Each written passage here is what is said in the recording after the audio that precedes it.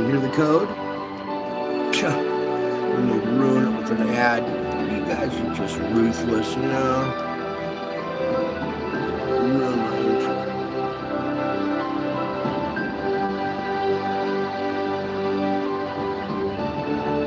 Dang it, I had it synced up to the music. Not ad.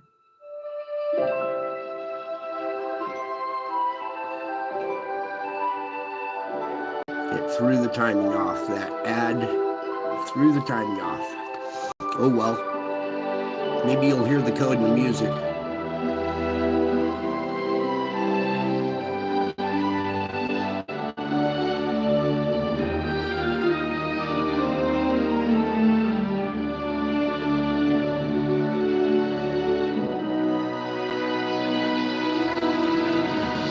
We're praying for you, Cindy.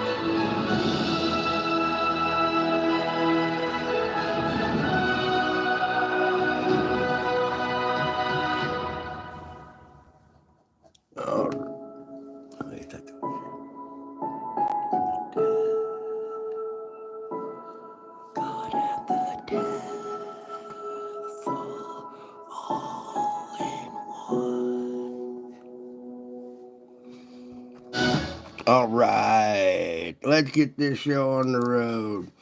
Howdy, folks. Welcome back. I told you I would be back, and here we go. I'm back. You guys see this puppy dog on the sun right here? Pretty crazy stuff. All right, let's get this show on the road. First off, let's get started. This is Invasion Day, December 3rd, 2024. Okay, so hopefully the aliens landed in your front yard and said, take me to your leader, right? No, they don't want to see our leader. All right, just joking around. Thank you guys for taking a moment of your time to be a part of this precious family. If you stick around for the spiritual report at the end, you will indeed find something a little extra special about this channel. This is not just your regular YouTube live stream, okay? This is a family of families here. All right, so as you can see with some of you in your trained eye already, all the activity going on, even though everybody's saying it's quiet on the sun, it's not really. We got activity going on all over the place here, so just let that play for a second, and then we're going to go through this frame by frame. And let me just catch this opening frame, and bingo. So maybe it was just the sound of my stuffed up voice that got some of you sick. But don't let the head be sick, even though the body insists. All right, so opening frame right here is the tail end of our little event with our object here. It's magnetic field here, drawing plasma out. You can see the crisscrossing magnetic lines here at the end here. So there's the tail end of this event coming out of the spire region. Okay, remember I tell you these spires stick out like compass needles. The magnetic fields that are out here are pulling plasma away from the sun, causing these spires. So they act like little compass needles sometimes, indicating what activity is going to come out of a region here soon. So there's the tail end of that one. And now what I want to do here is try to grab just a little bit of this button here. And we'll just start marching through. Okay, next event coming out right here. See anything round and black in there? Like right in that little vicinity right there. Let's back it up right there is a good shot of it right here. I believe this is a ghost image, possibly right behind it. But black object surrounded by a bunch of plasma. You can see the instrument, reacting to it. Boom, boom, boom. So it moves on out. You can see its trailing little tails here.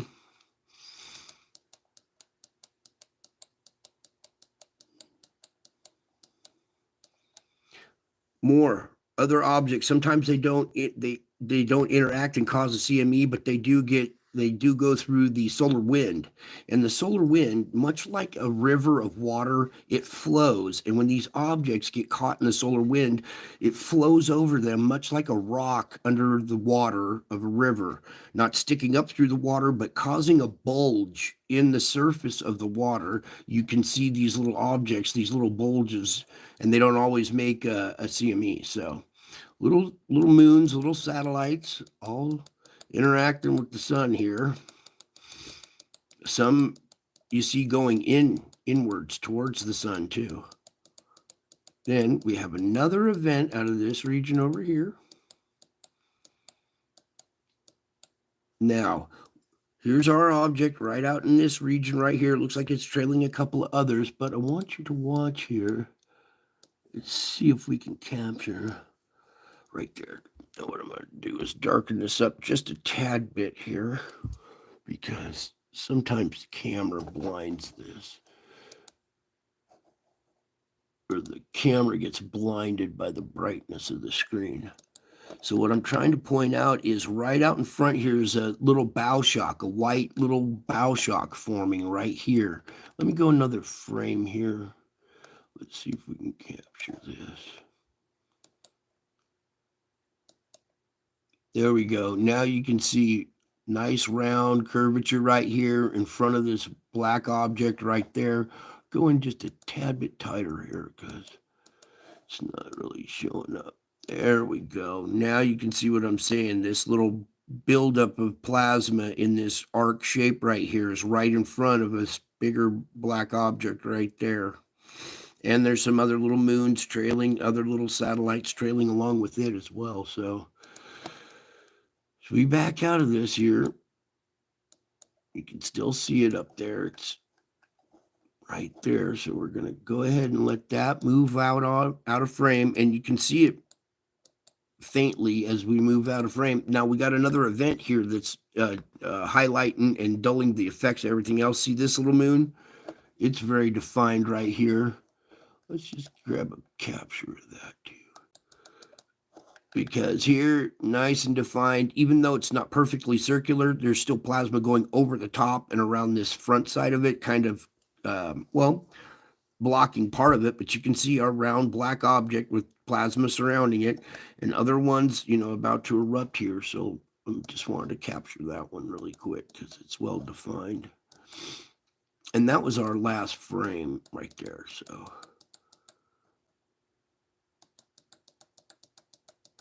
and now what I'm going to do is I'm going to put this into motion and let you watch this. Here we had one that come out again, turn around and go back in. Other ones come out, plasma flowing over them.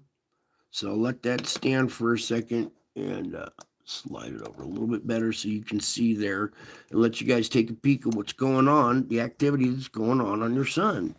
Okay. We're on a planet that rotates around this star right here. So the fact that we're orbiting it doesn't mean that there are other objects out there that aren't orbiting our planet too. Just because science didn't identify them and tell you names of them doesn't mean that the possibility of other things interacting with our sun or orbiting our sun does not exist. So as you can see, it's kind of obvious what's going on when you when you use observation and you have an open mind. Okay, now what we're going to do here is we're going to come on over here to the solar ham here. And solar flux index is at 185. It hasn't gone up or down right now, so it's even. Sunspot number count is up 13 more spots, but we're still in the green at 126. So not a lot of sunspots, but still we're up 13. Meanwhile, area doesn't really matter. This one will pop open really quick. I don't think we have any. Yeah, these aren't updated because all the information's down. So what I want to do here is now we're going to. I mean, you can see this face showing up through all of these different angstroms. So I want to start at this one right here. Okay, and what I'm going to do, just a tad bit here. I think I'm going to darken this up just a little bit. Okay, that way you can see a little more defined right here. This is the image. I want the little movie. Movie here. That one. Okay, we're going to let this little movie load up just really quick here. And you can see it's a little smaller here. This kind of shrinks it down more. But you can see a little puppy dog head here with a hand cupped along the side of it. See the thumb right here? He's reaching behind his ear, scratching behind his ear right there. There's the dog's nose. You can see his eyes. You can see his ears. All right. So at this point right here on this angstrom, you can see there's a dog there. I recognize this dog. It's my dog. This is me scratching the dog the other day. And he's smiling and a little tongue hanging out. Okay. And then in another angstrom, watch this, you guys. I think it's this one. If we can go back just a tad bit more. Actually, you know what? We should just left it there. Oh, well, it's going to finish loading up anyway. All right, here, let's just get it right here at the beginning. Also, when this first formed, it was a ram's head, and you see the ram horn curling back around right here. Okay, so, and then there's the other one curling back around, and its tip is in white, while this one comes around right there. Boom, there's the tip. Then the other horn of the ram comes around to right there. And you can see that this was a ram that changed into a dog. Okay, so it's at 1 angstrom in 1 wavelength of light in 1 dimension. It's a ram, but then when we come down to a different angstrom of light, some of that other part disappears and it's more defined as a puppy dog with the hand now. Okay, this is real stuff, you guys. You're not just hallucinating. This isn't pareidolia. The spiritual realm is more real than you are. And I'm telling you, I've seen activity and faces on the sun. This is me scratching my dog, and his eyes light up. I was looking in his eyes, and his eyes twinkle in this thing because he's looking up at me. He recognizes who I am. Even the dogs know. That's the trippiest thing is dogs know. All right, so what we got to do now is we will back on out of that. We can come back to this in the spiritual report, but you can see it runs across all the angstroms right there. All right, now let's brighten back up and get back to our report. Like I said, this ain't your normal YouTube channel here. Okay. All right, solar flux indice, we did all that stuff. Now let's get into our geomagnetic forecast. All good here, all good there. Here's your GOES X-ray flux. So let's zoom in and see how fluxed we are. GOES X-ray flux, that is. Okay, swimming pools and movie stars. All right, so here's your day right here, and a little bumpiness. This is what we saw on the instrument or on the camera today, and then here we are going into tomorrow, and there's already a couple little spikes right there. We could go take a peek at this if you want. We can come over here and back out of this. Oh, look, it's right there, 1020. But you guys don't want to do that, huh? You sure, huh? You don't want to see them? Well, tough. We're just going to do it anyway. Ooh, look at that. Let's back out just a tad bit so we can see the other side. Oh, there's not much on that side. But you can see this region right here where there's 2 spires. In between the 2 spires is a bunch of flow coming out with little satellites and stuff still going, interacting with that region right there. And don't forget, we got this big spire here. So something's going to come out of this region in the near future and up here. And then stuff going on over here. So it looks like we're in for another round with maybe our bigger ones again because we've had a little break.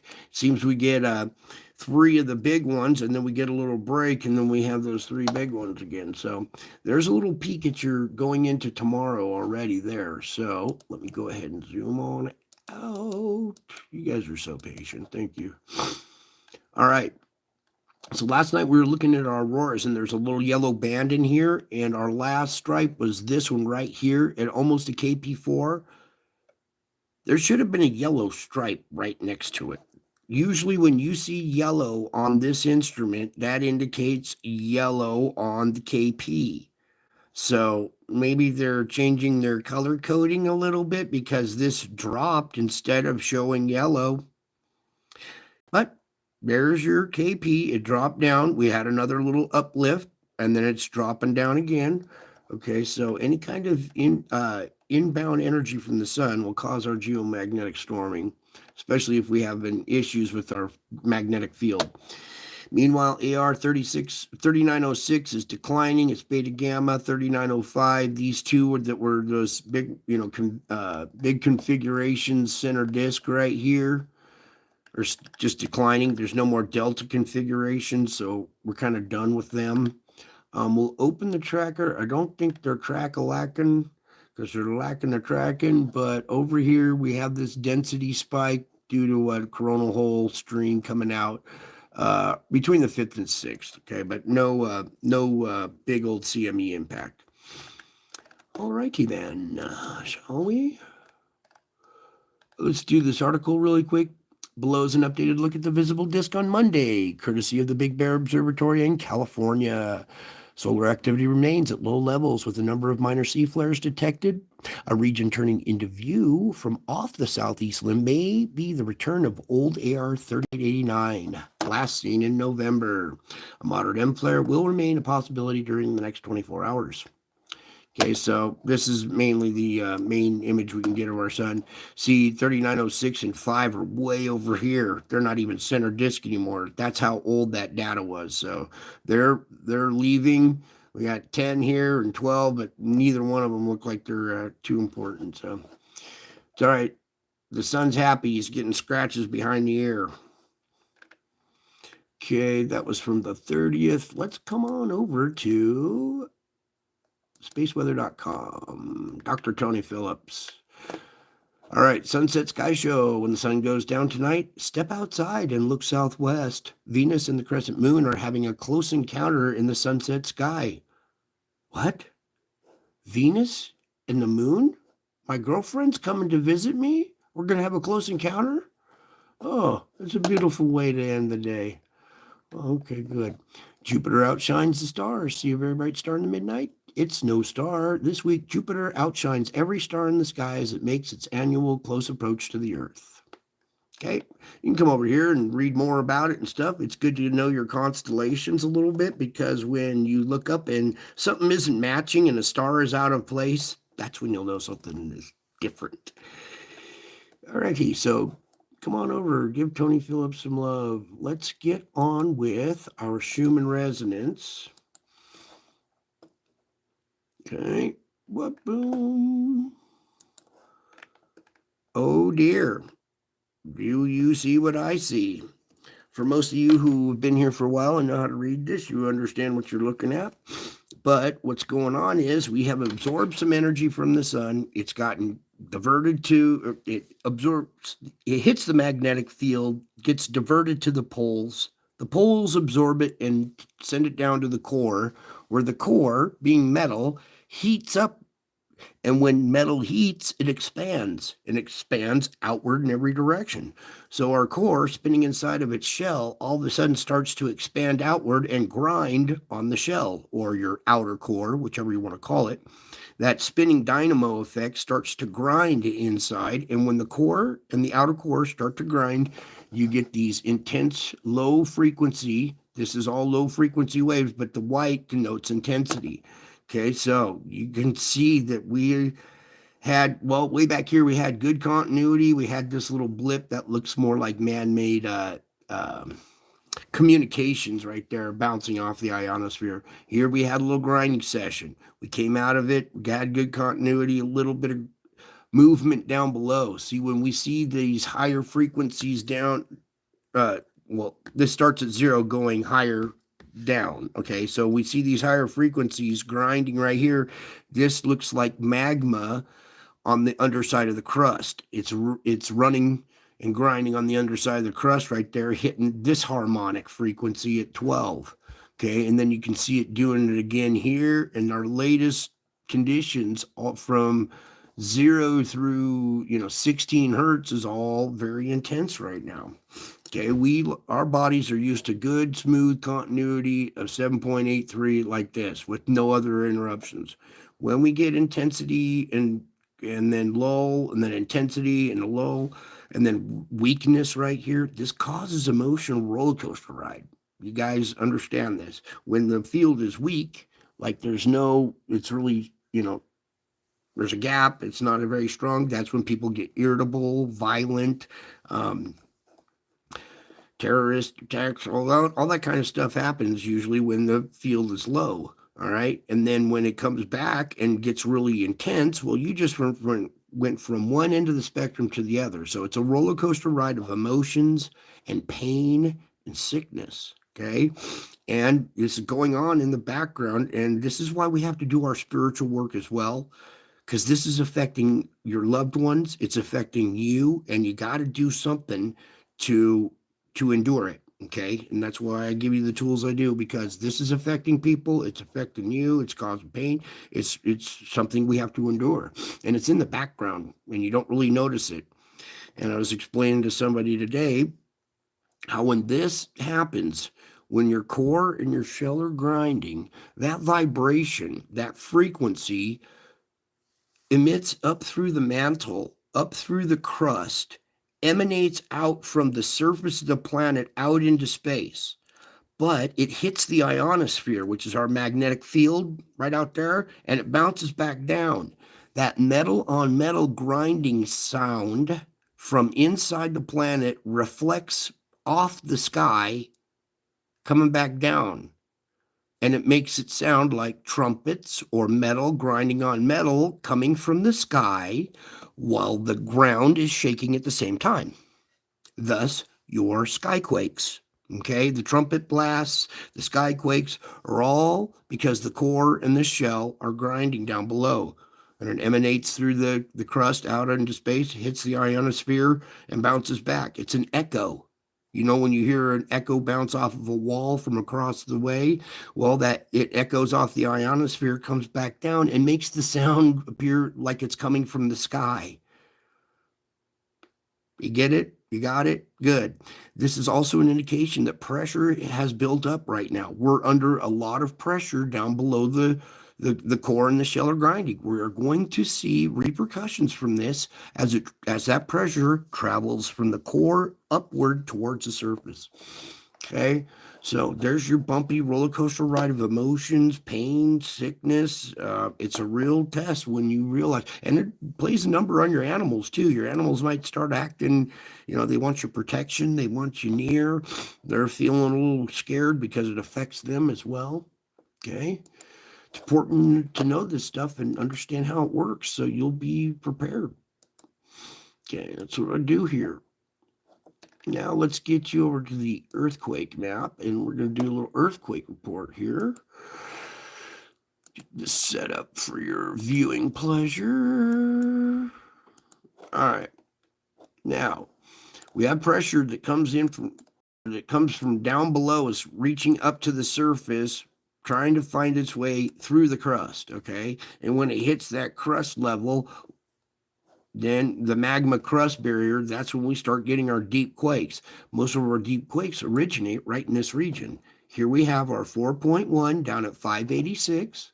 Right next to it is a 4.2 down at 424. It's a little higher up in the crust, okay? It's still semi-deep, but a little higher up. These mid-range 4s at depth usually cause 5 activity at the surface. But look at this, folks. This is a 5.4 down at 574. What we are seeing here is an uptick in magnitude at depth. Usually when we see mid-range 4, it causes 5 at the surface. Mid-range 5 causes 6 at the surface. Okay, so we've had 3 deep quakes a 5-4, and 2 mid-range 4s. All that energy combined right there is coming up from down below, and we're going to see big quake activity in this region at the surface, or we're going to see it come out of here.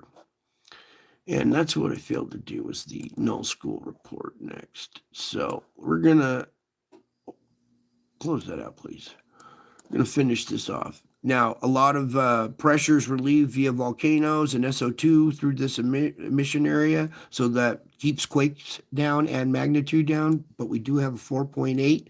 Now down at 39, if it's not at the surface and it's a little deeper, that's on a volcanic flank, on the flank of some volcanic feature, either an island or a structure.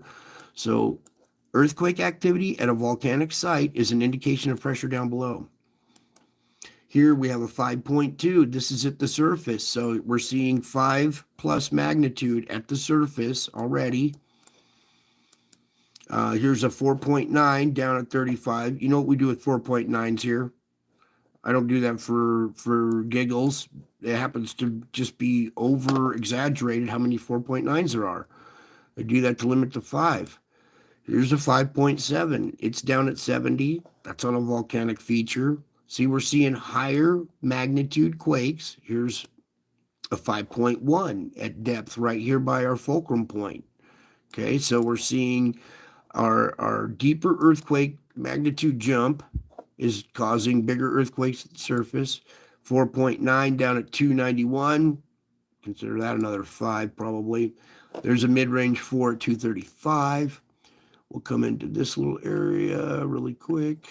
Check on our little buildings here with our quake activity right next door. Volcano Island. Boy, it just says it all. Volcano and island. Earthquake at a volcanic site. That's at the surface too. That's relieving energy at the surface, scrubbing energy. Now, our buildings. This row of huge buildings. You know what? Something a little brighter. There we go. So, just a real quick thing at these buildings, you see the size of them, you see that they get kind of bigger up this way, but let's just take this little island and this little building really quick. You see the size of this building. Let's go over here to this island and just kind of zoom in on this island really quick. You can see that island is smaller than the building, and that's a pretty good size island. Where's the other island I wanted to use? Where did it go? Oh, this one. Okay, so you see the size of the building. You see the size of this island, roughly the size of one of those buildings, right? Let's just zoom in on this island really quick here, just to give you an idea. So if the building's the size of this island, it's big enough to have a runway on it, facility and everything.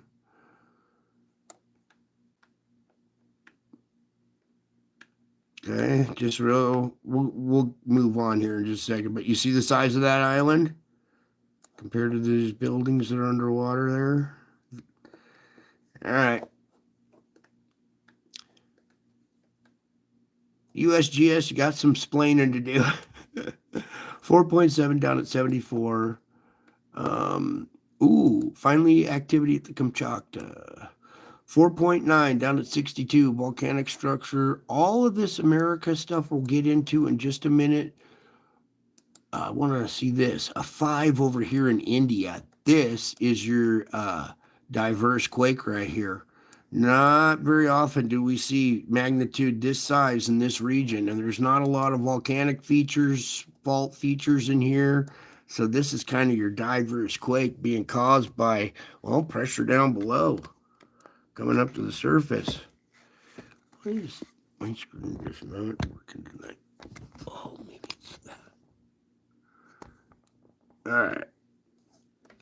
So there's your oddball quake right there. And a magnitude 5 is pretty good. Usually we're seeing along these plate boundaries, fulcrum point up here, but not this day. No. It's right in the middle right here. And they're getting a big typhoon right here too.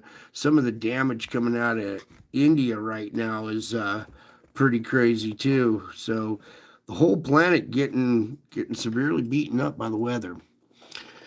Okay, so we're gonna just I guess we'll finish up this and then kind of go in reverse, forward and reverse a little bit today. All right, so finally a quake at the Kamchatka. We come in, there's a little micro quaking going on here. Actually, there's a couple of quakes right there. Not too big, but a 3.7 and a 2.3. That 3.7's down a little deeper, and that's a little aftershock at the surface. So, little pressure release right there. Coming on in, little small microquakes. Let's see, a good quake right here is 3.1, close to our fulcrum point. Little microquaking going up through here. Oh, 3.1 there as well on that fulcrum. Okay, we come in here. Juan de Fuca, very quiet lately because, well, we've seen some quake activity and we've seen a reduction of pressure in this region. And what I really want to tap into here, not so much magnitudes, but the activity around Mount Rainier. These are quakes at the flank of a volcano, indication of pressure down below. We got 2.2 here and a little flurry at the very top of Mount St. Helens. See this little flurry? It means that this plug right here that's plugging up this volcano is being shaken from down below. Pressure's trying to come out this vent and it can't because it's plugged up, so it's rumbling. So we're seeing earthquake activity at volcanoes. Look, here's another volcano. Okay, with an earthquake right on the top of it. Okay, when you're seeing earthquakes at the top of volcanoes, that's a clear indication of pressure uptick down below. Sorry, I'm just kind of blazing through this. All right, mainly micro quaking all through California. Nothing too big to report on. Here's your man-made perforations in the crust. Having a little swarm session right here. 3.8. That's a pretty good size quake for Texas. So your man-made perforations are weak spots in the crust, right? So path of least resistance, you're having a little swarm right in that area, trailing on down with some little ones and stuff like that in this area. Biggest magnitude is a 2.2. So, but these little magnitude quakes and these little swarms end up relieving pressure in the region and keeping magnitudes and stuff down in the area. Also indicators that, pressure has come in, and when you see an uptick in magnitude, you can tell that was more pressure down below trying to come out. We got a little flurry around this region too, but they're smaller ones. I just want to look. There's nothing here at our New Madrid and nothing on the Craton. All right, so let's back step a little bit to Null School here.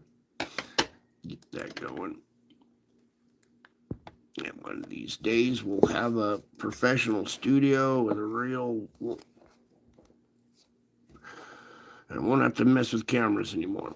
All right, here we go. So really quick while we're here, just want to touch base with your tropical convergence zone right here. Still shunted a little bit north of the equator, but it's starting to, all gel together right here. You can see the weather patterns coming up, and it used to be clear up at 15 degrees north, so it's come down a little bit, but now you can see it blends all together here. Also, you see your vortex rotation going on in this vicinity. We're going to touch base with the thermals, pockets on the ocean floor that are causing this. It's either brightness or wavy lines. I sacrifice one or the other. All right. Looking better there, I think. All right, good little vortex going right there. All right, so I'm going to go down to our...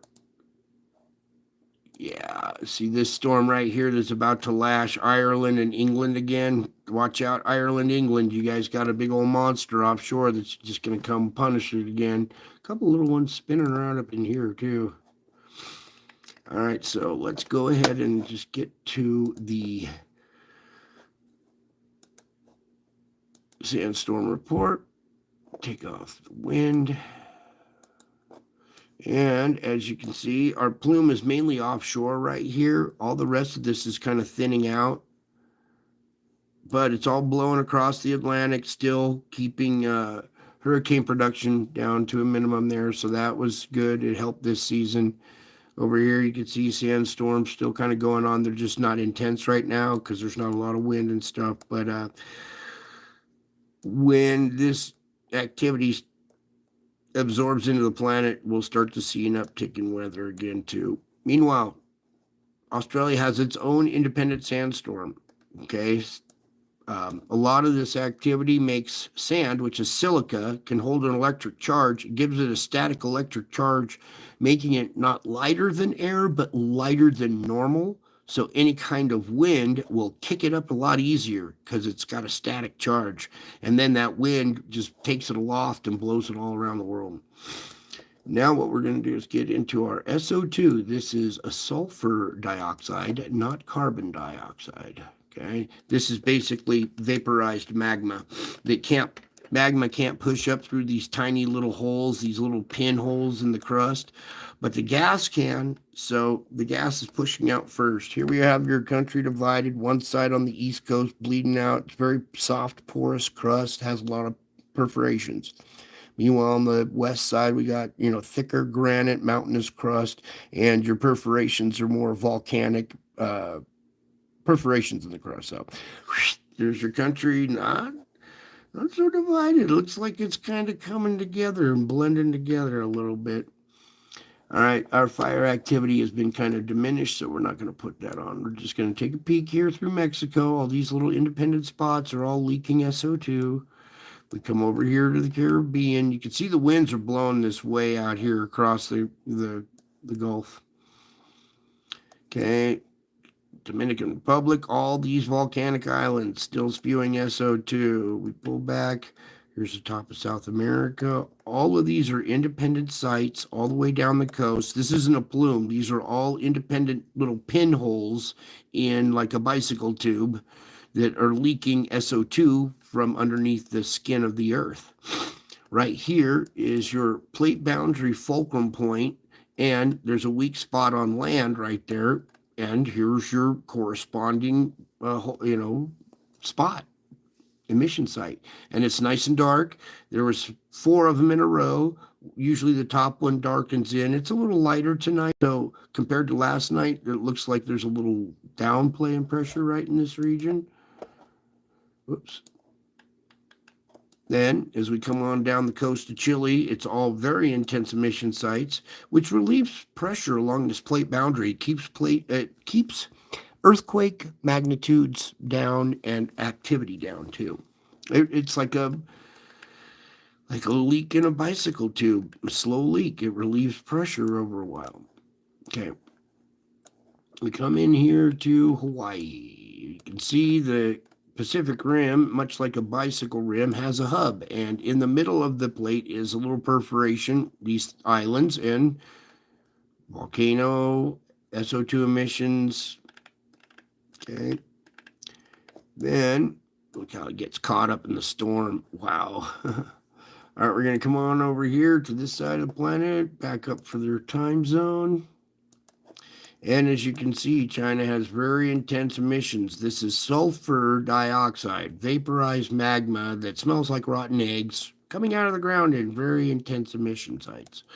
Meanwhile, Taiwan here, you can see it's still spewing SO2. It's another relief valve. It's a fulcrum point on the plate boundary system. So, relief valve right here. Not so many earthquakes lately. We did have one recently today, but still SO2 coming out of that region. You see Japan, it's a volcanic island chain, so it has SO2 emissions. We come up to the Kamchatka here. You see your volcano right here on the tip, just really going to town there. And then up through Russia, all of these little emission sites up through there. You see the Korean Peninsula filling in, all right? We come over here, look at India. They're a mess. It's filling in here. You see this typhoon that just rolled through there, still swirling this gas, pushing it back up against the Himalayas there. And then we come into the Middle East. This area has all filled in now, okay? And even over here in the deserts, they're seeing methane emissions as well. Now, methane being a flammable gas already comes out of the ground so hot that once it hits oxygen, it bursts into flames. So there are open pits in the sand that are spewing flames out there. I've seen video of it, and I got to find it again so I can bring it to you. I'm sure you guys have seen it already too. A lot of you have. Okay, so there is all of that in. Then we come into Java here. You can see it would be pretty dark in this region if all this gas was pushed back on this island. So darkening in this region shows that there's a lot of SO2 coming out of here. That's an uptick in pressure pushing out a lot of SO2 out of our relief valve here, right? See it? And it's still pretty dark for having all that blown offshore. So our relief valve working overtime right there, pushing out a lot of SO2. Then we come over here. This is Fiji, our deep quake region. This is that Pencil Island that I was referring to, and it has SO2 emission sites. So any kind of pressure that comes up from down below, deep deep quake activity coming up to the surface wants to fire off right here. Come back to me. Right here at this plate boundary. So there's Fiji, and you see that this is all smooth, but then it starts to go deeper and deeper, and then finally the crack starts, all right? So right through that region is right where our bigger quake activity wants to fire off, but it doesn't anymore. We have this little island right here that's emitting SO2, much like a leak in a bicycle tube. Pressure builds up and wants to fire off, but this is relieving it. Then, as we go into this, all of these little island chains going up through here all have active volcanoes right now, which also relieve the pressure in that plate boundary system. And then we have deep quakeage and then no quakes in this region. It's been very light in this region lately because of that. So now back to the null school. So there's your SO2 report. Now let's get into our sea surface temperature anomalies. And back on out. Now, we have so much volcanic activity on the surface of the planet, above water, on the land. Well, underwater is still the surface of the planet. It's just covered with water. So there's volcanic activity underwater, and you're seeing all these heat plumes in the water because of venting on the ocean floor. We're going into winter now in the northern hemisphere, and we shouldn't have these big heat plumes, hot water out in the North Pacific, and look out here in the North Atlantic. Okay, so you can see our... okay, here we got a question really quick. Could you extrapolate a bit on the underground coal deposits now spontaneously burning in Pennsylvania and even jeopardize? Yes. When you have this heat come up from down below, okay, over here on land, there are layers in the crust, right? Strata as you go down, and one of those layers is a layer of coal. So when heat comes up from down below and fires that coal up underground, it smolders. It starts to suck oxygen down in through the dirt, trying to keep that fire going. And it's not necessarily a burning fire, but it is smoldering. And once it starts smoldering, you can't put it out because there's so much dirt on top of it. I mean, you would have to literally dig up a state or something to access, dig a pit where you see it smoldering, and then start there. But it spreads all throughout underground. So you're going to have that issue. And yes, as soon as it ignites, it can set off natural gas pockets. That's why it's important that we have this proper venting of pressure. The Earth seems to have this nice little built-in feature of pressure relief valves that once too much pressure builds up, a new volcano opens up or an earthquake relieves it locally. So, but that's what you're seeing. And then we also have oil deposits under Texas as well. You see this heat right next to Texas. And there's oil deposits under the ground right here. What do you think is going to happen in Texas? I mean, Mike warned you about this a long time ago. The reason why that's happening is because of your heat coming up from down below. Okay? And there's not much we can do about it because the sun keeps firing off stuff at us and we keep absorbing it, and then we see repercussions. But the planet has seemed to have this new way of venting stuff.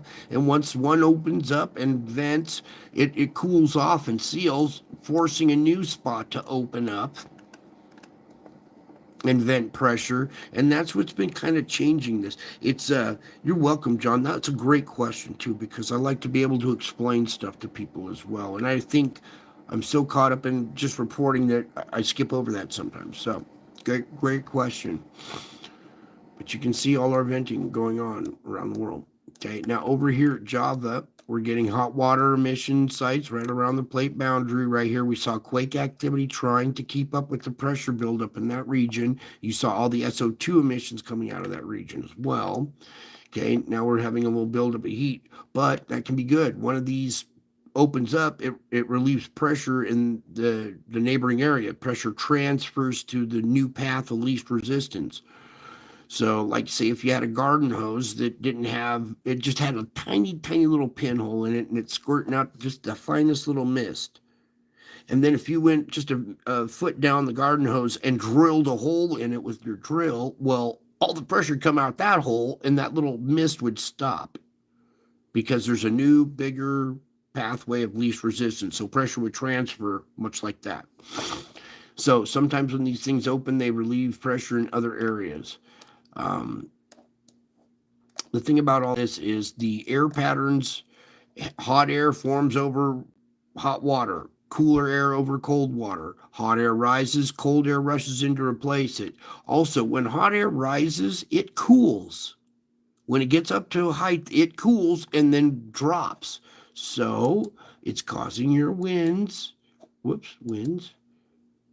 These heat-cold signatures are causing rotation and causing our storm systems. Our storm systems aren't being controlled by our jet stream so much anymore. It's more the thermal activity on the ocean floor. And it creates these giant conveyor belt type structures that take the weather and take it on these wild rides, and then also divert weather from other areas as well. Our main topic lately was the Juan de Fuca. Now, we had a big pressure buildup out here and a lot of heat buildup with a cold patch. And we saw a standing vortex, a bombogenesis Category 4 winter storm just sit there off the coast because of all the heat, cold next to each other.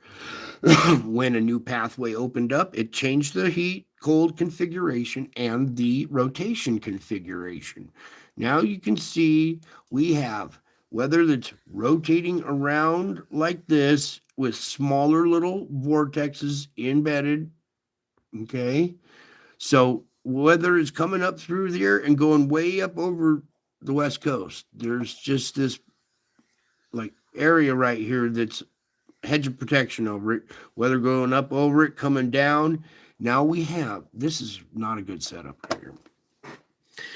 You see this hot, moist air that's being lifted up and into the country, and this cold air driving down. These two slamming into each other, that extremely right there is going to put extreme weather in this area. And this was yesterday's. This is a day old. These patterns are a day old, so this map takes that long to compile all the data, so it can only be a day old. But you can see how well your weather patterns conform to the thermal dynamics. It's identical. Meanwhile, here our La Nina that was growing and had perfect structure has been, disassembled by these heat patches that were growing in this area. Now these patches seem to be diminishing in strength, and now we see La Nina pattern, this cold water pattern at the equator starting to come back a little bit.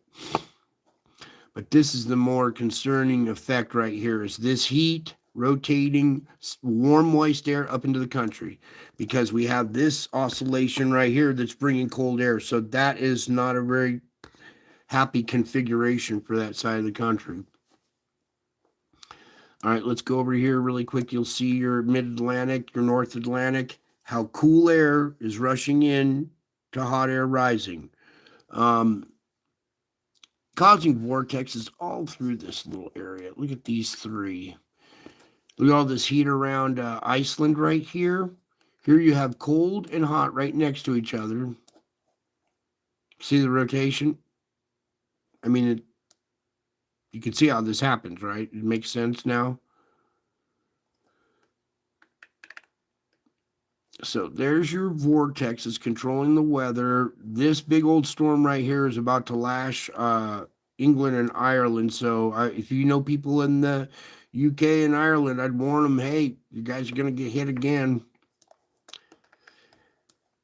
Oh, boy. Okay, let's get all that. Oh, we did our earthquake report, how all that correlates to those heat signatures. And now your heat signature, watch this. So we had over here at the Juan de Fuca, I'm going to open up, whoops, take the wind off of here for a minute. Just bear with me for a second here. So here's the tip of California, right where the plate boundary comes in. It comes out, zigzags up through here, and touches up to British Columbia. This area, all in there, you see all this cold water. There's a couple little hot patches, but it was a lot hotter. There were a lot more hot patches in there earlier. And now, when we come over here, we'll put a 7-day all magnitude. All of these quakes along the Juan de Fuca, this one, these ones, the ones on the fulcrum point here, even these ones on the fulcrum point, ones on the shore here, all of these just within the last week have changed, have relieved pressure in the area and relieved the temperature. And with that temperature relief, cold water rushes in, hot water dissipates, the cold water moves in because we're going into winter, and now your Juan de Fuca, instead of being an area of hot water, is now an area of cold water, which has changed your rotation configuration. Now you see that cold water kind of keeping things offshore. You see that hot water flow going way up here. This is kind of blocking stuff, actually making it loop back down around. And look at your wind patterns. They're coming down the coastline and going back out. So not much is coming onshore west to east. It's all going way up and then coming back down over here is cold air. And we can see that there's just this ridge, this dome of protection right there. And what I'm really going to do here now, watch this. Let's take it to lower jet. You see that big ridge right there protecting that area? Let's go upper jet. See, it's still there. Look how the whole jet stream wants to go around the planet, but right at this spot, oh, and right down below. It's like there's a big old edge of protection right there. Here, let's do the lower one too, just really quick. Then you can really see it. And while we're up here, let's take a look at our polar vortex. What's going on with our polar vortex? It's getting pretty dominant here, grain in strength. You see we got multiple inflows. There's one here, one back here, and our other bipolar vortex diminishing in strength, and it'll eventually dissipate, and this will just be one big round vortex, okay?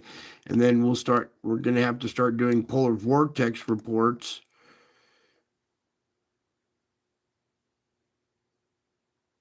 Right now, because the polar vortex is down to Florida and almost to the border of Mexico.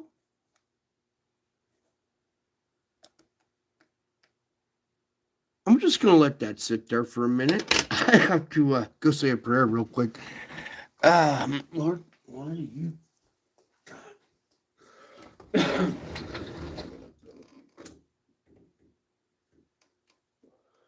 not going to be good. All right.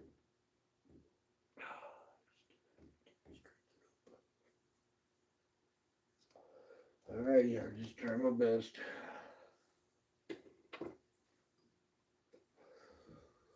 All right, you guys.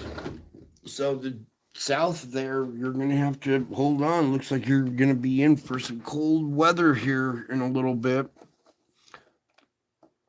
Look at that. It's clear down to Florida. All right.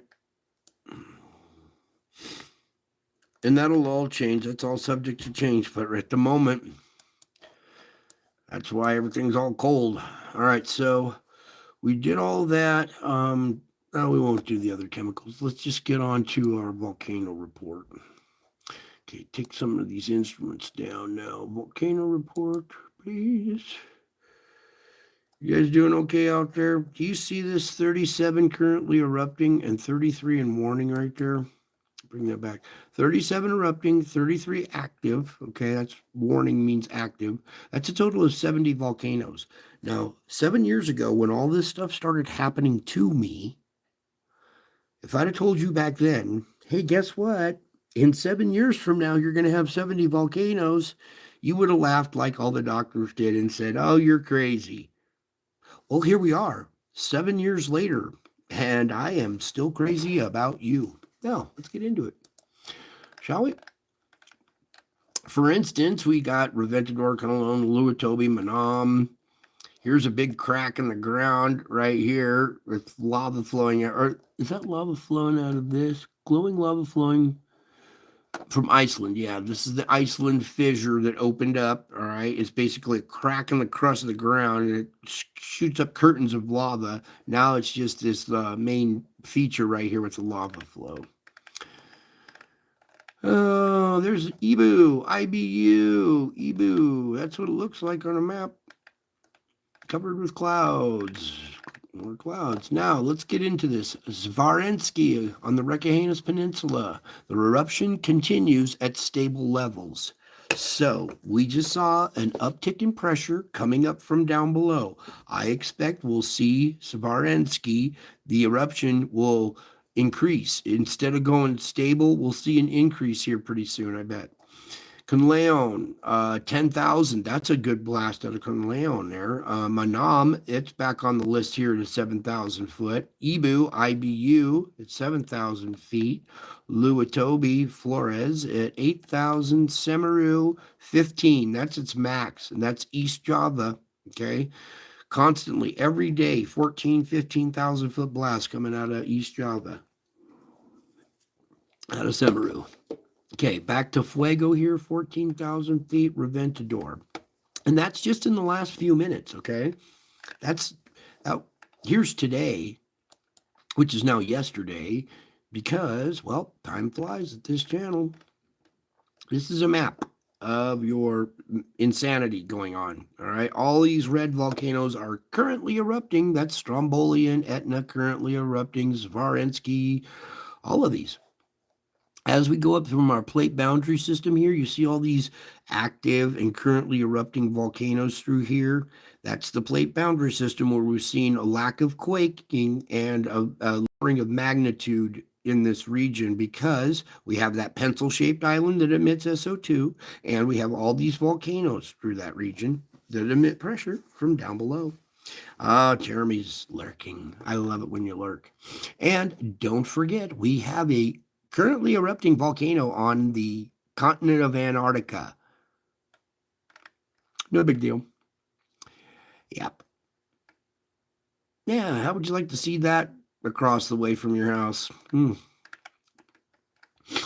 Okay, let's get into this. Popocatépetl going off right next to Mexico City there.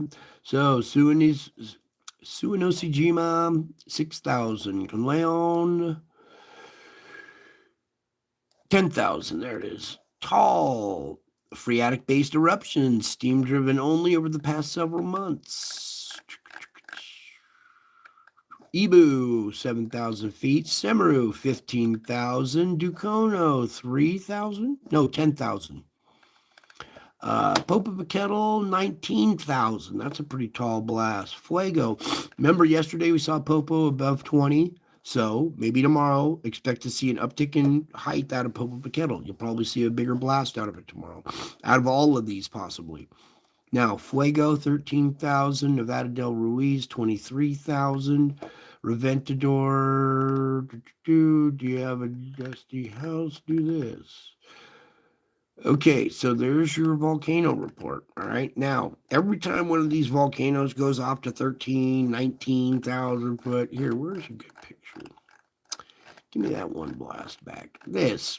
I want you to think of all of this ash right here. These are all little fine particulates. All the water vapor in this region is going to cling to all these particulates, producing weather in that area. Okay, so every blast is putting more and more particulates into the sky. All right, you gotta consider over the amount of time we've been watching all these volcanoes going off, how much ash has gone up into the sky in this time. A lot. Okay, sorry, bumped my camera there. And when you mix that with the water, we come over here. When you have hot water like this, it evaporates into water vapor into the air. So now you have more water vapor evaporated into the air with more particulates for it to cling to. And now you have higher rainfall amounts, flash flooding, bigger hail, larger thunderstorms, stronger hurricanes. Every aspect of weather has been intensified because of ash and more water in the air. It's like adding more fuel to the fire. And then every time the sun burps out something and we absorb it, all these things launch more ash into, it's just this runaway train. So now we're going to come on over here and we're going to do our little tidbits, tropical tidbits, that is. Get rid of that. And we're going to see some models, forecast models, sorry. All right, here we go. Your current conditions. We have this big old patch of cold air up here that's been causing lake effect snow off the Great Lakes. Now we're seeing it's not a new feature, it's happened before, but it's happening more intensely now. These cold air blasts that are coming down are crossing over the warm waters. Look at the waters here in the Great Lakes. They're looking kind of warm, aren't they? You add cold air over that and you're going to get just massive amounts of snow, and that's all they've seen is massive amounts of snow from lake effect snow. Now, as we look at our current conditions, we go into the morning of tomorrow, noon, convection. You see how this is rotating. You see these tight millibars. This is going to be cold and windy.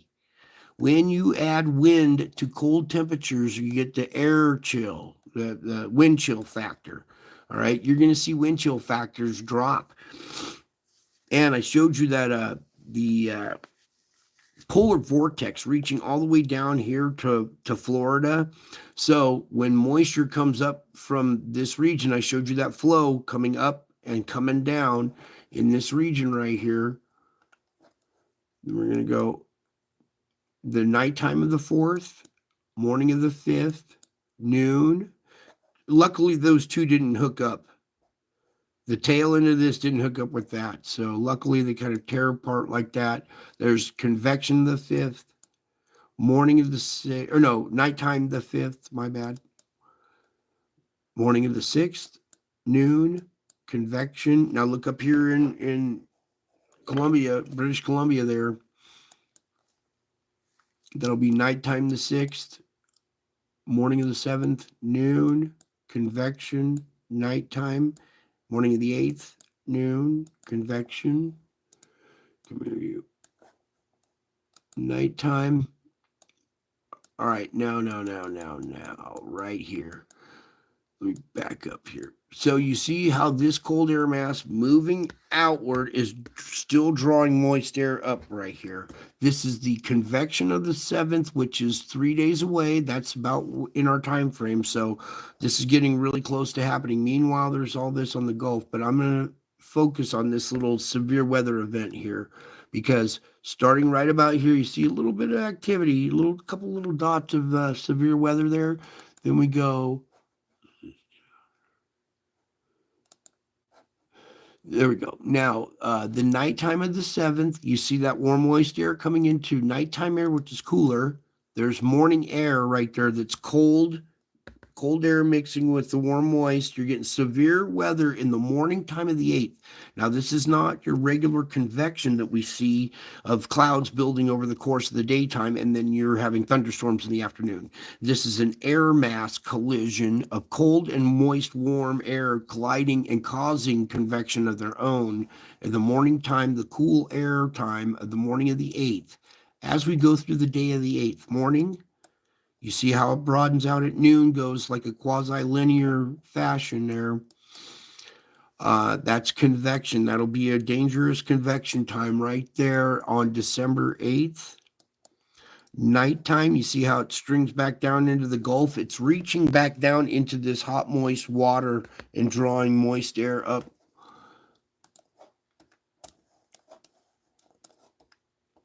See the water temperatures in this region? See this being pulled right up in there? This is not good. Cold air colliding with this super hot, moist air. You're going to have a nice, strong QLCS, possibly a double one. You see this back one? When we get these quasi-linear, straight-line type storm fronts, stuff will pop out in front. Usually the linear storm swallows up a lot of thunderheads and gobbles them up. You'll get little spin-offs.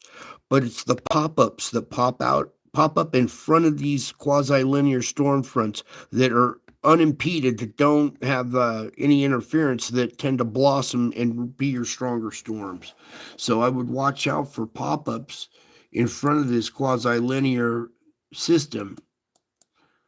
Convection, nighttime the 8th, morning of the 9th. That is going to be gnarly right there, if that's the occasion.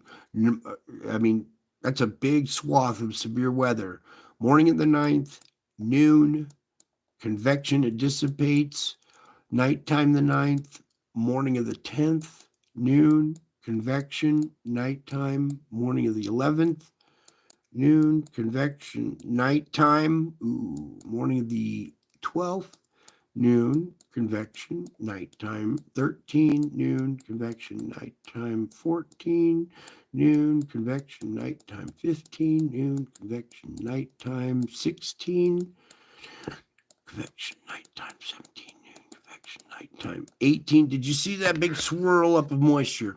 Now, this is way out there, and this is not guaranteed to happen, but this is something this is one of these things that I'm a little worried about, that the way we have this rotation going on here, wind, thank you.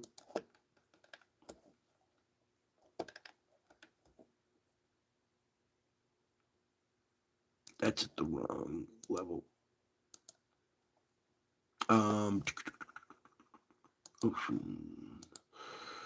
Now the wind. There we go. Okay. Rotating warm, moist air right up there. You see how it circles up and goes across?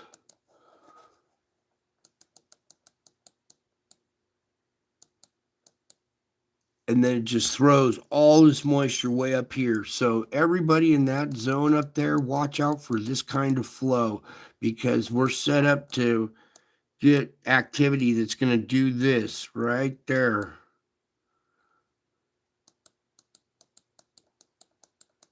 All right, so there's your forecast model. Let me just go ahead and hit play. Let that run for a second there.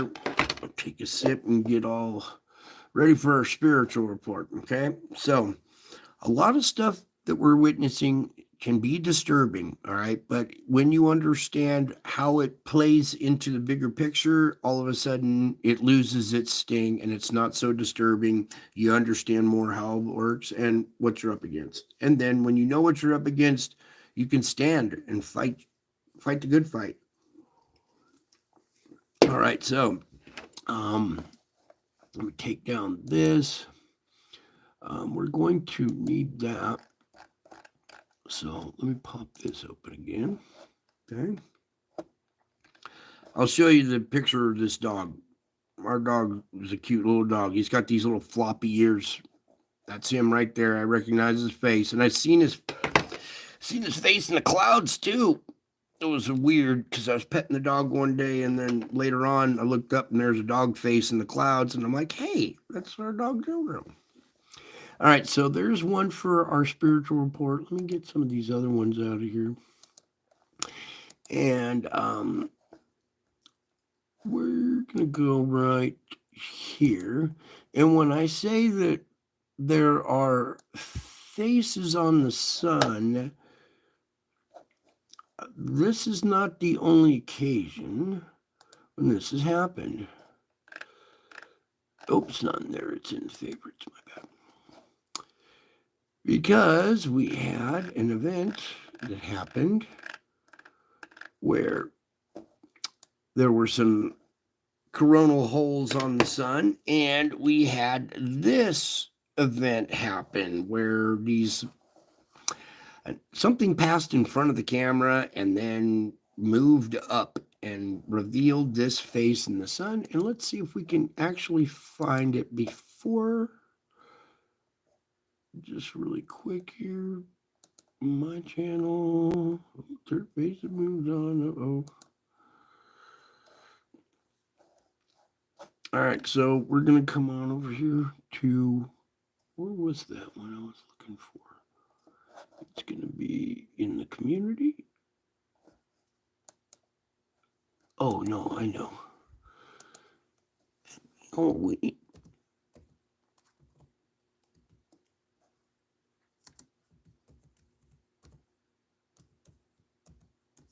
All right, hopefully that works. There we go. So, this is the sun on September 6th through the 10th. So on September 10th, remember when I told you everything changed for me? This is what the sun looked like on that day. Now, it's pretty blatantly obvious what's going on there, but I'm going to go ahead and just mute the music here. Unless you want to hear Halloween.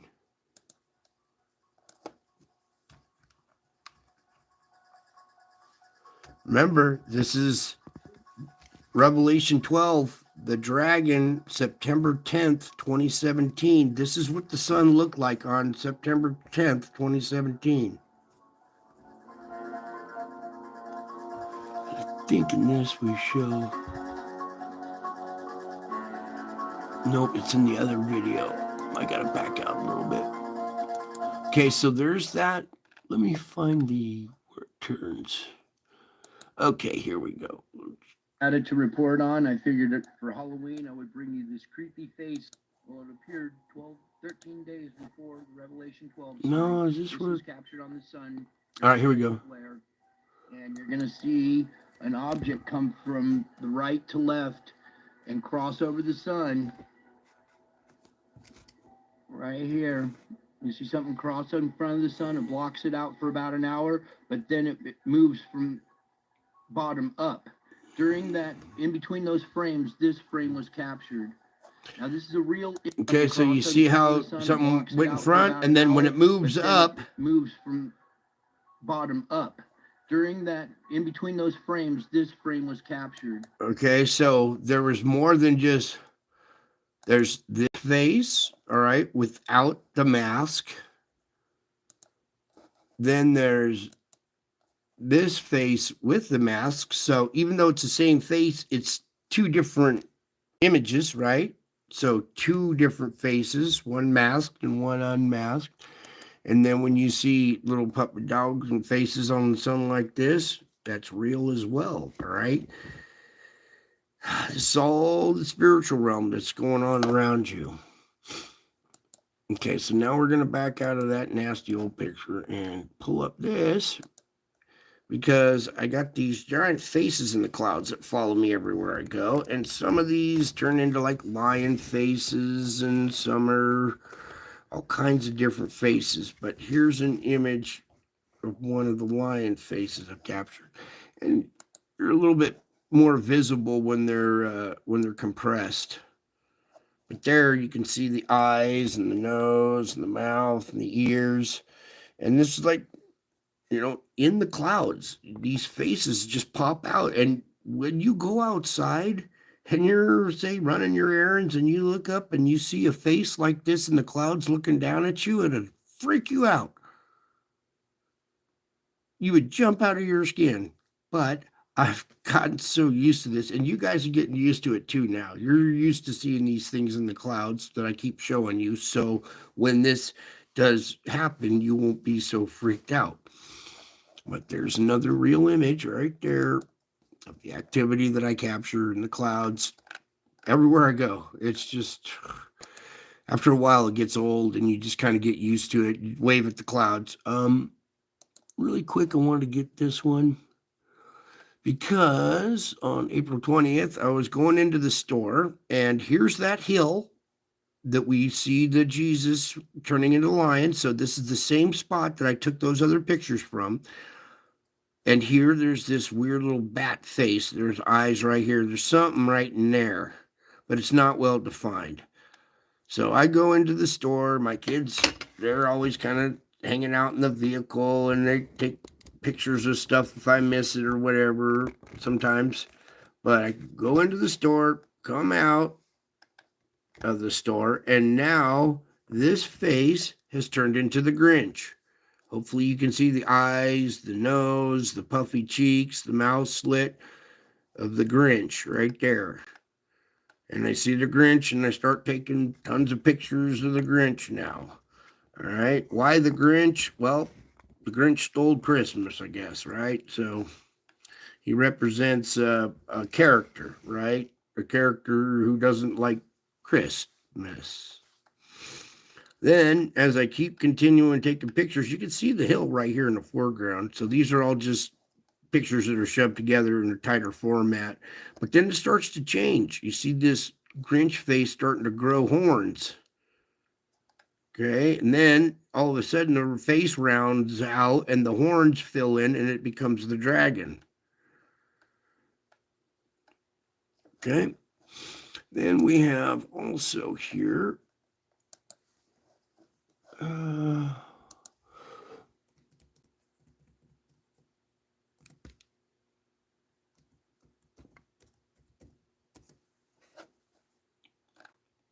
all right.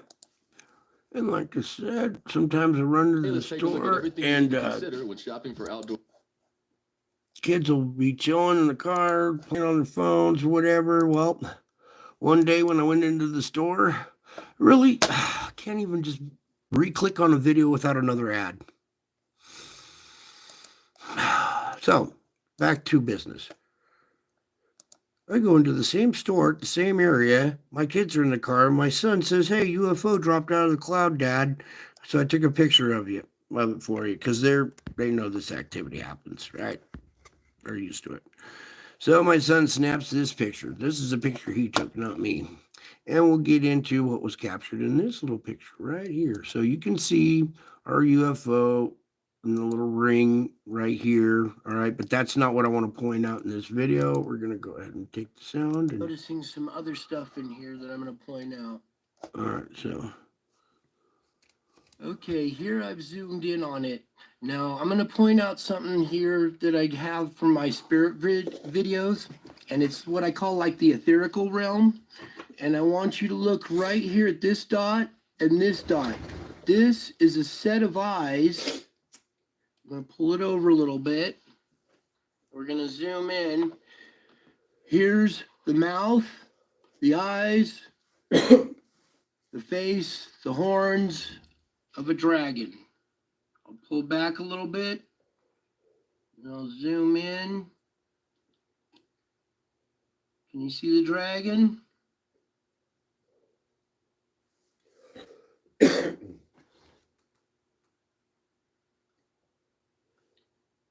And then as I pan back, you can still see the dragon's face as well as this. This is multiple dimensions in this picture. There's so much going on in this picture. All right, so hopefully you saw that. So you see this little dragon face that's popping up in this thing, right? Whoops, where'd it go? Did I miss it? There it is, right there. Okay, you see the two eyes, the nose, the mouth of the dragon right there. So that face is hard to draw, okay? Three-dimensionally like this, for those of you who are artists or try to draw a three-dimensional face, is hard to draw. It's actually a mathematical equation. The eyes have to be just right apart. The nose has to be just the right length. The nostrils have to be just perfectly apart. It's a mathematical formula in order to form a face. It's very hard to draw a face, a perfectly symmetrical face, especially in 3 dimensions. Okay, so these faces like this, and when I tell you that that's a real face, I can tell you for sure it's a real face because I've seen real faces before, and now you have too. Okay, then we're going to come on back and back on out of this, and now I showed you some of the faces that follow me in the clouds, right? And all of a sudden my face starts showing up in the clouds, all right? We'll go ahead and pull this video back up to read to here. Where'd it go? Oh, further down.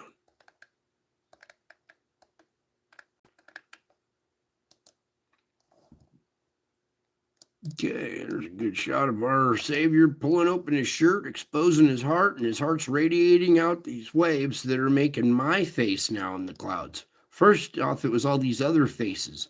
Now, at this stage, it changes into my face with this crown up above it right here. Then, a couple weeks later, right after that dragon showed up, over the same mountain the next day on Easter, here we got this going on here. And that's my face with a crown above it on Easter. A 2,000-year-old prophecy came true on Easter because of who I am. Okay. All right. So let's get into our reading here. I got some good stuff for you guys. I know you're fretting about other wicked people's deeds. I see Hunter getting pardoned. He's not getting pardoned. He should confess his sins now while he can, don't you think? So just because he gets pardoned here does not mean he gets pardoned up there. Now, if he confessed his sins and came clean and did his time, well, maybe he would find forgiveness. But a criminal cannot pardon another criminal. There's only one person who can pardon anybody. It's right there. That's the only one who can pardon anybody. And just don't let their wicked schemes get you all riled up, because that's what they're doing.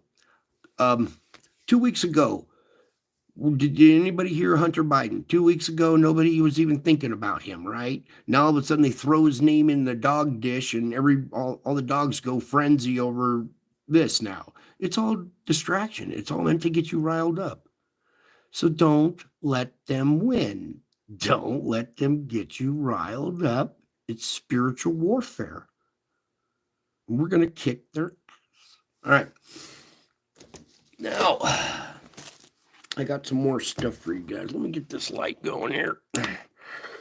Bring it over this way so it's blind can't too much.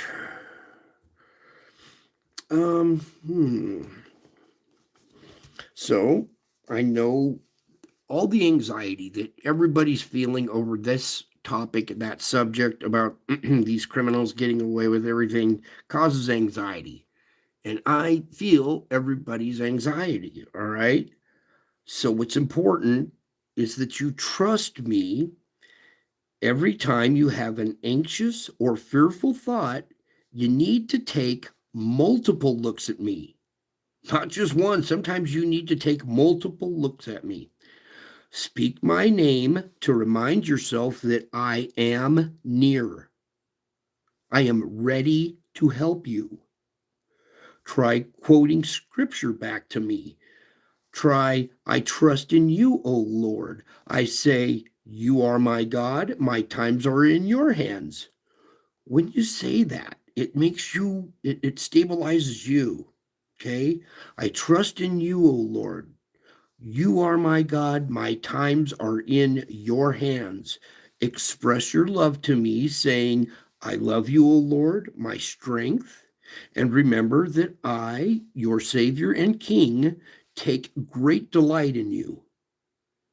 You are indeed a cherished member of my royal family forever. Remember I told you stick around for the spiritual report because it's a special family?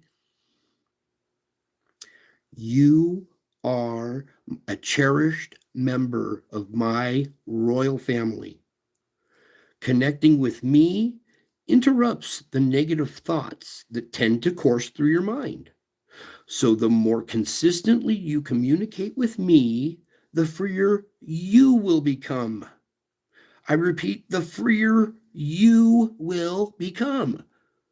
So the more consistently you communicate with me, not just on Saturday, on Sunday, it's every day. The more you communicate with me, the freer you will become. And since I am the truth, living close to me helps you recognize and break free from the distortions and lies. Right now, they are pushing distortions and lies, and I am breaking you free from those because I am the truth. And living close to me helps you. It helps you recognize those things and break free from those distortions and lies. So, trusting and loving me are at the very core of our relationship.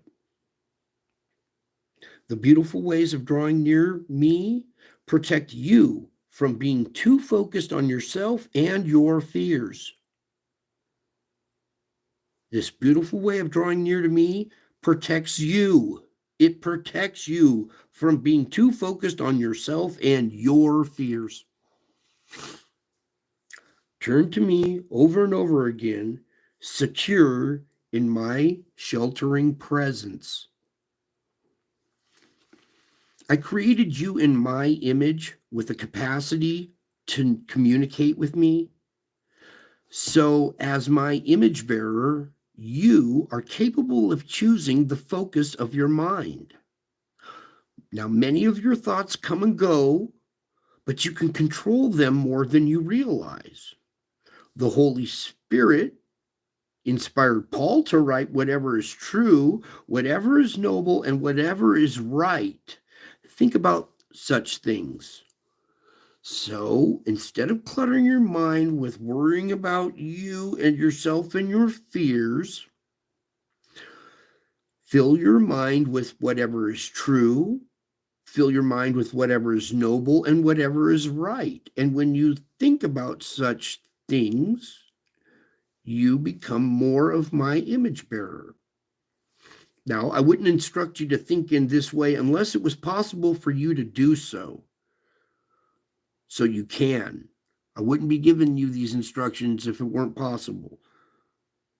So, because this world contains both good and evil, you can choose to focus on excellent, praiseworthy things or on terrible, upsetting matters. Now, sometimes you have to deal with the brokenness around you, but each day offers moments when you are free to ponder pure and lovely things. So, when your mind is idle, it often moves towards a negative focus, regretting things in the past and worrying about the criminals in the future. Meanwhile, I am with you in the present, waiting for you to recall my presence. Train yourself to turn towards me frequently, and this brightens even your hardest times, increasing your joy. So you can actually joy in tribulation when you train yourself to turn toward me frequently. Think about things that are excellent, praiseworthy, true, noble, and right. Fill your mind with positivity and quit focusing on the negative things, especially regretting things in the past and future tripping. Okay, I get caught up in it too. That's why I bring this stuff to you, because this is what I went through today. I bring you stuff hot off the street so I can give it to you in while you're in the midst of that also. Oh, yeah. So let's just pull up this other one now and get a little closer. There we go.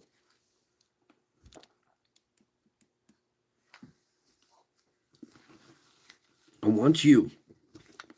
want you to trust, okay? Trust is what a lot of this is about. Trust and belief. You can't receive if you don't believe and you don't trust. And at this point in human history, where we're at, who can you trust? That's the whole point about this. There's only one you can trust, the rock, right there, okay? So I want you to trust me enough to relax and enjoy my presence, not to freak out and worry. I want you to trust me enough to relax and enjoy my presence. Take a couple of deep breaths in through your nose. Hold it for a second and then exhale. Do it again. And when you exhale on the second one, imagine these waves of love coming out as you spread love to your fellow brothers, okay? And relax and enjoy my presence, okay? I did not design you to live in a state of hypervigilance, feeling and acting as if you're constantly in the midst of an emergency. How many of you feel like you're constantly in the midst of an emergency? It's just like out of one emergency and into another, you're constantly in some kind of, it's not just a regular activity. It has to be done now. I mean, it's like an emergency. So a lot of people feel this state of hypervigilance, feeling and acting as if you're in the midst of a constant emergency. Now, your body is wonderfully crafted to gear up when necessary and then to gear down when the crisis is over. But because you live in such a broken world, you find it difficult to let down your guard and relax. So I want you to remember that I am with you all the time and that I am totally worthy of your confidence. So pour out your heart to me, committing all the things that are troubling you into my sovereign care.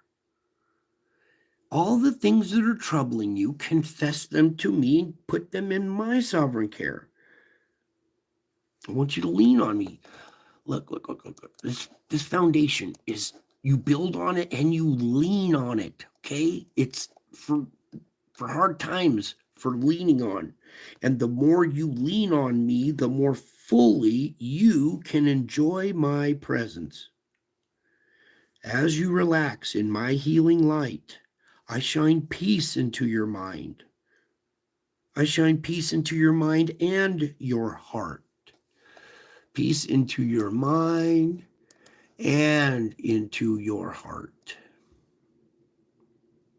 So the more you lean on me, the more fully you can enjoy my presence. Your awareness of my presence with you grows stronger and stronger, and my unfailing love soaks into your inner being. So trust in me, beloved, with all your heart and mind.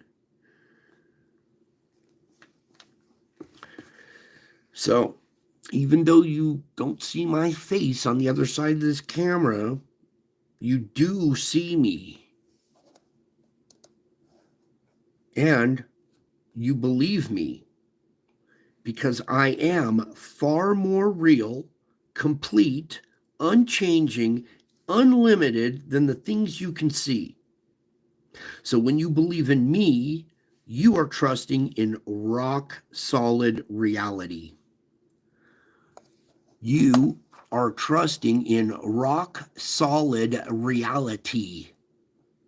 This is real. This isn't computer generated. This isn't AI. This is the clouds doing miraculous things on Easter. So, when you believe in me, you are trusting in rock solid reality. I am the indestructible rock on which you can keep standing, no matter what your circumstances may be. And because you belong to me, I am devoted to you. I encourage you to take refuge in me. You see, Believing in me has innumerable benefits. The most precious one is the salvation of your soul forever. The most precious one is the salvation of your soul. We do salvage work here, don't we? That's salvation of your soul. That's salvaging your soul every day on a day-by-day basis. So believing in me has those innumerable benefits. The most precious one is the salvation of your soul. Your belief in me also enhances your present life immensely, making it possible for you to know who you are and whose you are. So as you stay in communication with me, I help you find your way through this fallen world with hope in your heart. Don't I? Doesn't this bring hope to your heart during this time when you need it? I help you find your way through this fallen world with hope in your heart. And all of this enlarges your capacity for joy. All of this stuff, all this communication with me, all of this hope in your heart enlarges your capacity for joy. And the more you seek me, the more fully you know me. And the more I can fill you with inexpressible and glorious joy. The more fully you know me, well, how do you get to know me? Well, by spending time with me. I know all about you. You're getting to fully know me. And the more you seek me, the more fully you know me. And the more I can fill you with inexpressible and glorious joy. And you guys are getting it. You're receiving that inexpressible and glorious joy. It's hard to express it. It's hard to put words to this, how you're still feeling calm in the midst of all of this hypervigilance. And even sometimes you get into that state of hypervigilance, recognize it, step away from it, say a prayer. I love you, O Lord. Jesus, help me with this situation. Pour out your soul. Salvage your day, because the most precious is the salvation of your soul. And we have to do that on a daily occurrence. So each day we have to practice. Give me a sip here. Each day we have to practice salvaging our day, turning negative around back into positive. Every time you manage to do that, you overcame the world. Ooh, did you know that? Did you know that when you don't let the world get to you and you salvage your day, that you overcame the world? See how that works? So when you salvage your day, you're overcoming the world, and you go from salvage. When you salvage a day, that's a glory. You have an overcoming. That's a crown. You get a glory. And you salvage again that same day. There was 2 incidents that happened, or 3 maybe. And you salvaged your day 3 different times. Okay, that was the salvation of your soul 3 different times in one day. And you went from glory to glory to glory. And you are glorying in your tribulation, aren't you? You're going through your tribulation while going from glory to glory to glory. You are glorying in your tribulation. And I give you the tools that help you salvage the day, which is the salvation of your soul. And I encourage you to take refuge in me. When you believe in me, I'm far more real, complete, and unchanging than the things you can see. So when you believe in me, you are trusting in rock solid reality. More so rock solid than your mainstream media alternative reality is. Okay? That's how this works. That's why you guys are here, because you belong to me. You have been reborn. You now are not dead in Christ. You are alive in Christ. You have that glorious joy, inexpressible joy. You can glory in your tribulation. Your mistakes are now opportunities for growth. You're just growing and growing and growing. And that's what you do here. Just continue to grow. In the meantime, while we're collecting more sheep into the fold, we have to wait and just be patient and persevere.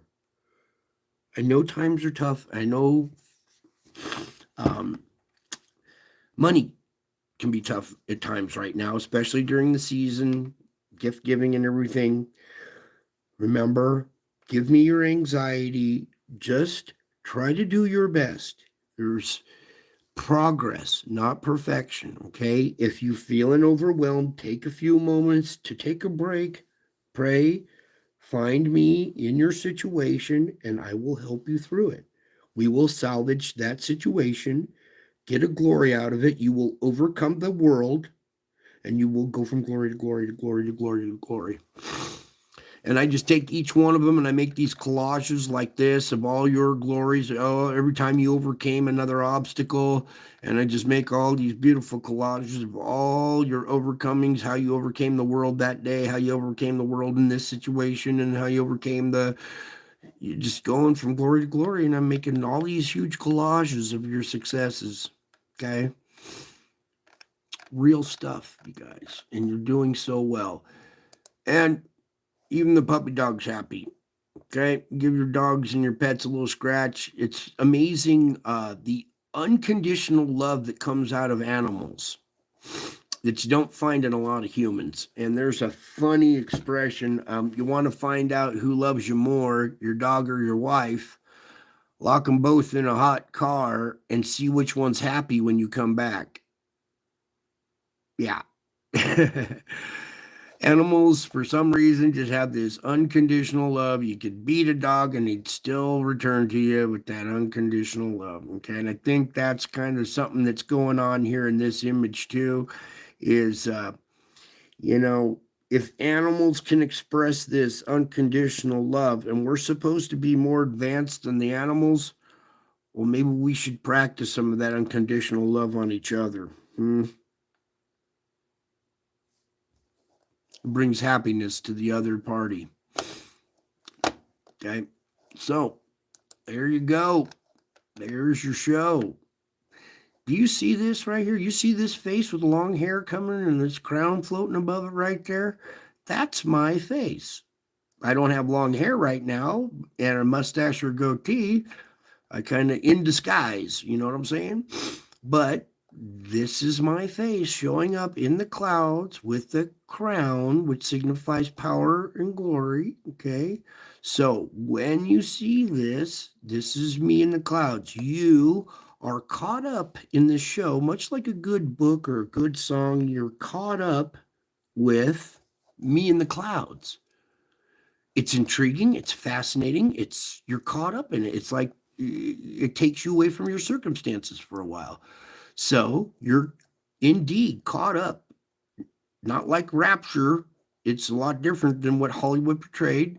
You are indeed being raptured right now. Any moment you decide to trust me is the moment you see me coming in the clouds with power and great glory. I meet you in the air of cyberspace. I can't come over to your house right now and give you a big fat hug, but I can meet my family, my spiritual family, in the air of cyberspace.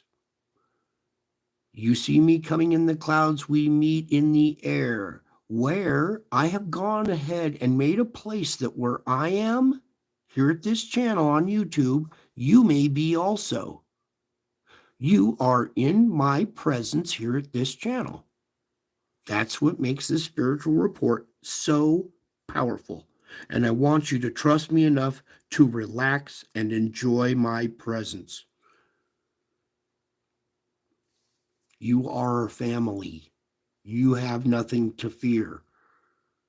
You're you're well on your way of salvaging your day. So when tough times come, you know what to do. Everybody else will be fumbling, panicking, and crying and complaining. And you will be sitting there with a smile on your face going, all right, I'll help you. Let me fix this for you. And that love, that unconditional love, will shine through you into others, into their heart and minds too. And my unfailing love that soaks into your inner being will then be soaking into them through you, through with all your heart and mind as well. So you're just doing the same thing I do when you go out into the world. Okay? I think that was it. Was there another one on this? Nope, that was it.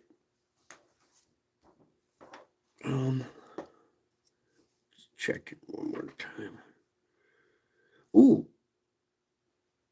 Actually, we got one more here. Yeah, because that intersects with that. Okay, cool. Yeah, we got one more here for you guys. Aren't you glad you hung out for a sec? We'll just leave this image up there for right now. Sorry. Okay. Now, I want you to learn to be joyful always by connecting your joy to me first and foremost. So one way of doing this is to remember that I love you at all times and in all circumstances. Okay, that's the hard part, is remembering that I love you at all times and in all circumstances. They might seem ugly and messy to you, and you don't like it, but I still love you through those hard times and circumstances. And though the mountains be shaken and the hills be removed, my unfailing love for you will not be shaken. Did you hear that?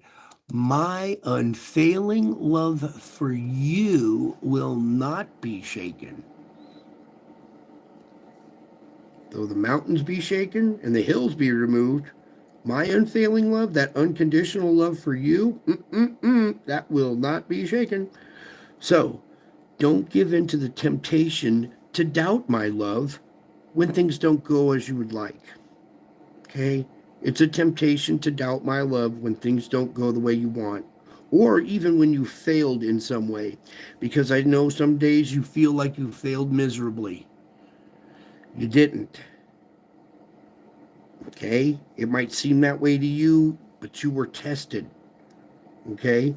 So, don't give in to the temptation to doubt my love when things don't go your way or you think you have failed in some way, because my loving presence is the solid rock on which you can always stand.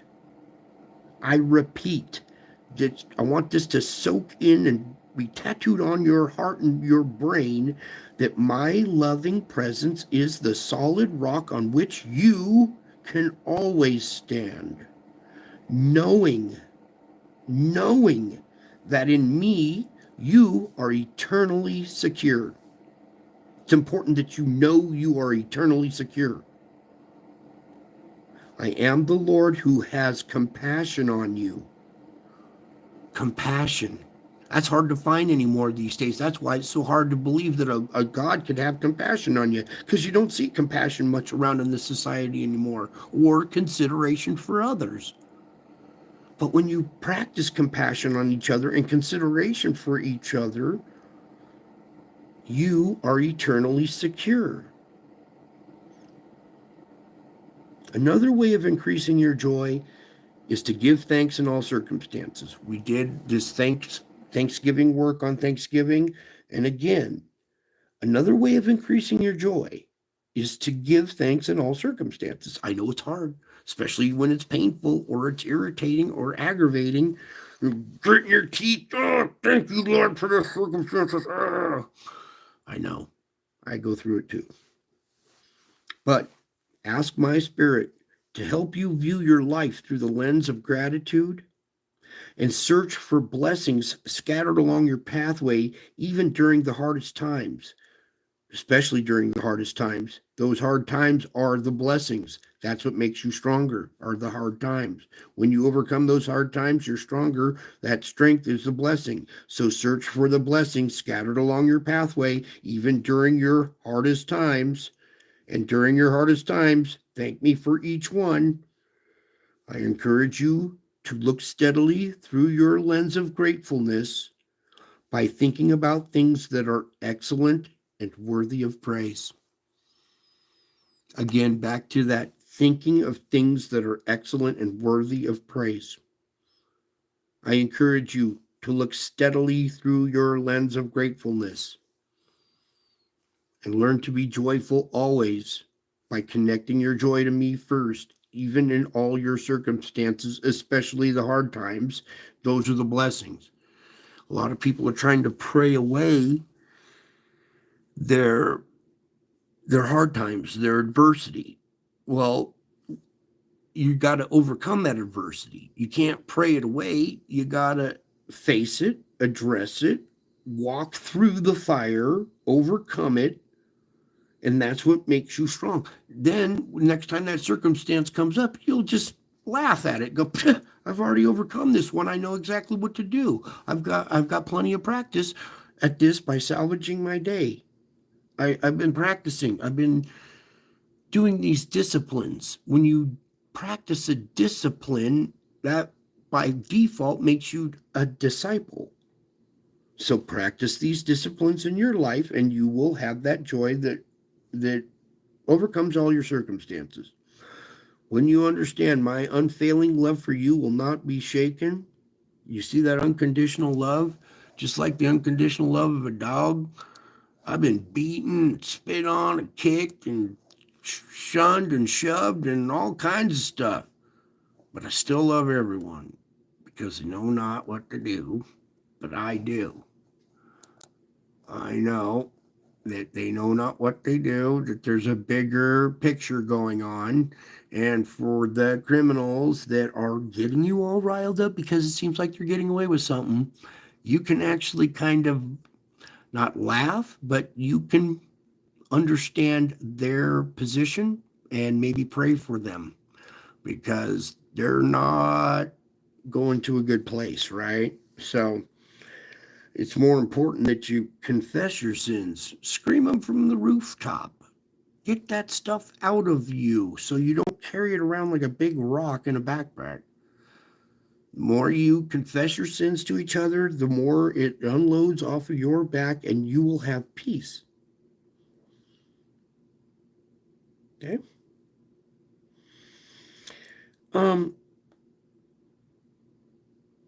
I want people to have peace because I am the Lord of peace and the only source of genuine peace. I give you this gift not as something separate from myself, but as part of who I am. You cannot just grab this blessing on the run. You need to set aside time for focusing on me and enjoying my presence. You live in the midst of an intense spiritual warfare, and my peace is an essential part of your armor. To keep your feet during the battles, you must wear sturdy combat boots. That's the gospel of peace. Your combat boots are the gospel of peace. The gospel of peace is the good news that assures you that I love you and that I am for you. Many of my followers forfeit peace because they think I'm always scrutinizing them through critical eyes. And I know you guys sometimes feel that. You think I'm scrutinizing you with critical eyes, but on the contrary, I gaze at you through eyes of perfect love.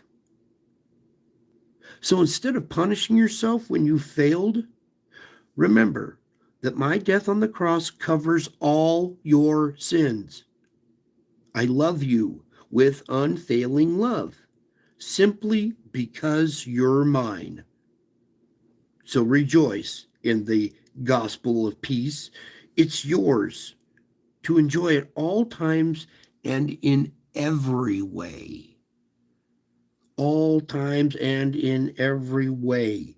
My death covers all your sins with unfailing love because you're mine. love you guys. I miss you guys. And I'm going to go through the chat here and thank Jimmy and Tiger's Eye, Marcia, Tiger's Eye, Jimmy Satterfield. Oh, we're not reporting the weather. Oh, there were some good questions earlier that I missed. A slice of meatloaf and a slice of turkey on your fork smothered in cranberry sauce. Oh, yes. Oh, and you're praying for each other in there. Good. Ooh, progressive garlic and herb breadcrumbs. Really good. Yeah, we use those too. Okay, it's mainly just the regulars tonight. I see we may have had a couple of newcomers, but it's okay if you don't hop into the chat quite yet when you feel comfortable, okay? Much like a family, feel comfortable first, okay? I know you. I watch you guys in every chat room. I listen. I read your thoughts. I know what's going on in your lives, okay? So I know you guys. You're just getting to know me, all right? And indeed, this is my face in the clouds coming with power and great glory. And when you get caught up with me in the clouds, where we met in the air of cyberspace, where I've created a place that where I am, you may be, well, consider yourself raptured. Even though that word's not in the Bible. And aren't you glad it's not the other way where you turn into a little white dot and just disappear? No, this way's much better right here. You're learning to be a true spiritual warrior with the Lord on your side. Pretty cool, huh? Now you see you belong to a royal family. All right? It's the truth. I am the truth. I think that's it for tonight. All right. I love you all. I miss you all. I got to go, but I will be back. All right. I'm already back and still to come, which means I'll probably be doing another show here. All right. So I love you all. I miss you all. I'm glad you got caught up with me in the clouds tonight and enjoyed your spiritual report. I'm grateful that you guys are utilizing the tools and finding the peace. Okay. It's for you. These tools cost me dearly, but I get to share them. So I love sharing with my friends, especially valuable tools that you will use here in the future. And you're already using them. You guys are already practicing and having success. Therefore, you will just continue that path. Don't give up, even when it looks bumpy. Those bumps are there to strengthen you. Seems weird, but that's how it works. And you guys are growing. All right. I love you all. I miss you all. Until my next show, I will be back. I'm a man of my word. And when I say I will be back, I will be back. All right. I'm back already. Can't you tell? I think you guys can. And it's a good thing because it's for you. I love you all. Hang in there until my next show. Bye.